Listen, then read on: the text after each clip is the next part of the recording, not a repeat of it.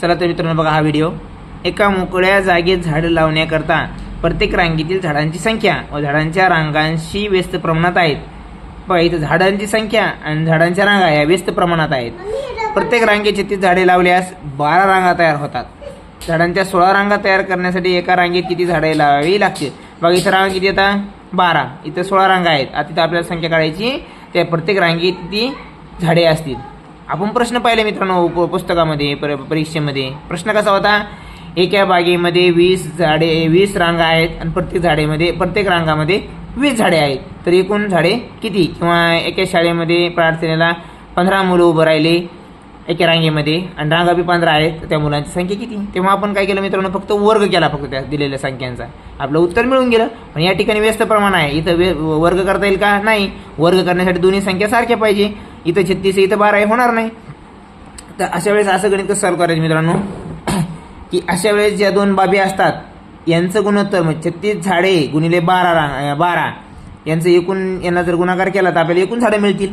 तसंच 16 रांगा आणि जे झाडे असतील ते माहीत नाहीत आपल्याला, त्या दोन्हींचा गुणाकार देखील यांच्या गुणाकार आहेत का पाहिजे। म्हणजे आपण समीकरणात जर लिहिलं तर डावी बाजू आणि उजवी बाजू सारखी आली पाहिजे। बघूया आता कसं सॉल्व करायचा प्रश्न बघा। 36 गुणिले 12 याचं जे उत्तर आहे ते कोणाबरोबर पाहिजे? इकडे, कारण ते व्यस्त प्रमाण आहे म्हणून, गुणिले x बरोबर। आता तुम्ही इथं देखील x इथे पुन्हा 16 इकडे खाली घ्या, हे असं कुठं न करता देखील तुम्ही उत्तर डायरेक्ट काढू शकता। बघा 4 1 4, 4 1 16, 4 3 12, पुन्हा 4 न्यायला भागतो 4 1 4, 4 9 36, उरलं किती? 9 गुणिले 3 बरोबर 27। इथे x राहिलं फक्त खाली, किती राहिलं? 27 बरोबर x। म्हणजे ह्या ज्या 16 रांगा आहेत त्या 16 रांगातल्या प्रत्येक रांगेमध्ये झाडं किती पाहिजे? 27, तर ते याच्या बरोबर येतील। आता तुम्ही या दोन्हींचा गुणाकार करा आणि ह्या 27 गुणिले 16चा गुणाकार करा, दोन्हींचा गुणाकार देखील सारखा येणार आहे।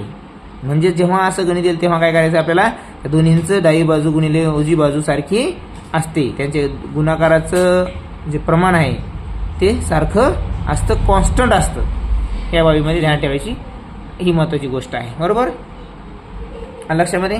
आणि जे पहिलं जे परीक्षेमध्ये गणित होते याच्या अगोदर ज्या भरपूर साऱ्या प्रश्न परीक्षेमध्ये हा प्रश्न नेहमी राहायचा। एकूण 20 रांगा आहेत आणि प्रत्येक रांगेमध्ये 10 मुलं उभे राहिले, आपले 20 मुलं उभे राहिलेले आहेत, तर त्या एकूण रांगेतील मुलांची संख्या किती? नाही का नाही, असे प्रश्न आपण पाहिले।